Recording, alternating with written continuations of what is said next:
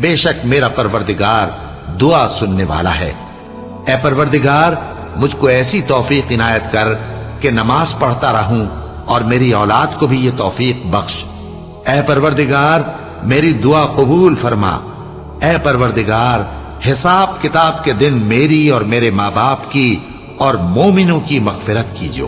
اور مومنوں یہ نہ سمجھنا کہ یہ ظالم جو کام کر رہے ہیں اللہ ان سے بے خبر ہے، وہ ان کو اس دن تک مہلت دے رہا ہے جبکہ دہشت کے سبب آنکھیں پھٹی کی پھٹی رہ جائیں گی اور لوگ سر اٹھائے ہوئے میدان قیامت کی طرف دوڑ رہے ہوں گے، ان کی نگاہیں خود اپنی طرف لوٹ نہ سکیں گی اور ان کے دل مارے خوف کے ہوا ہو رہے ہوں گے۔